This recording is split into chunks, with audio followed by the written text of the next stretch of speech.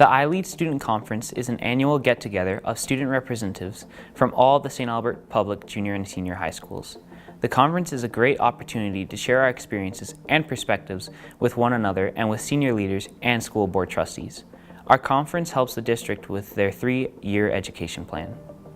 We are moving into a world in which the voices of students is critical in how education will evolve and will meet the needs of everyone to come. I feel very fortunate to work for a board that values student voice as much as they do. I hope you enjoy the day. You know, being a leader is something that we all are. Every day you ask me, I define leadership probably a little different every day.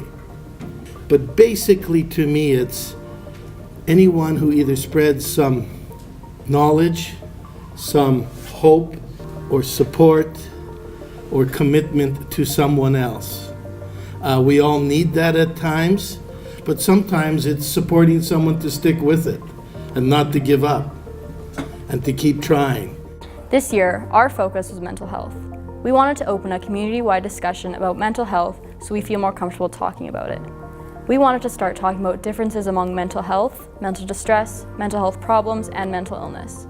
There are lots of different terms out there, and we felt we needed to start having a common understanding. We also wanted to bring attention to the language that we use. We hear people say things like, "I'm having a panic attack" when someone is feeling anxious about an exam, or "my OCD is kicking in."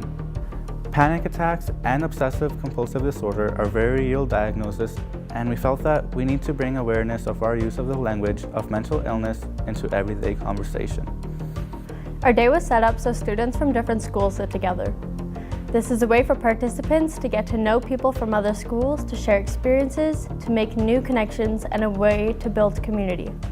The first part of our day is focused on creating ways for students to get to know one another and feel comfortable. This year's conference started with a guest speaker. We felt that hearing the personal story of someone who's worked their way through significant mental health distress would decrease the stigma associated with the topic and create a safe space for students to begin their own conversations.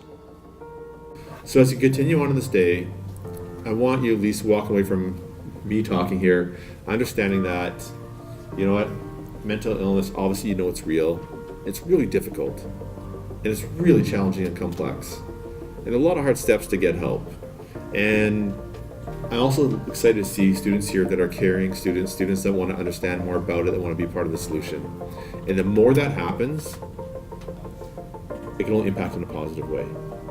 The focused table conversations were opportunities for students to discuss the topic of mental health with one another.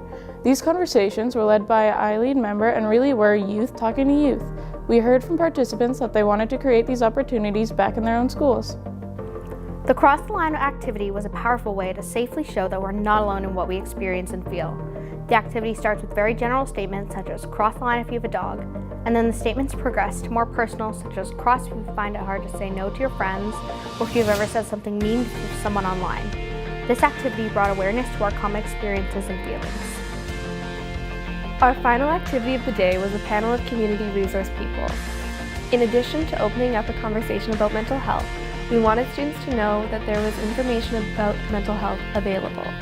Representatives from Mental Health Alberta, the RCMP Out Loud, and St. Albert Public Schools shared their perspectives and responded to audience questions.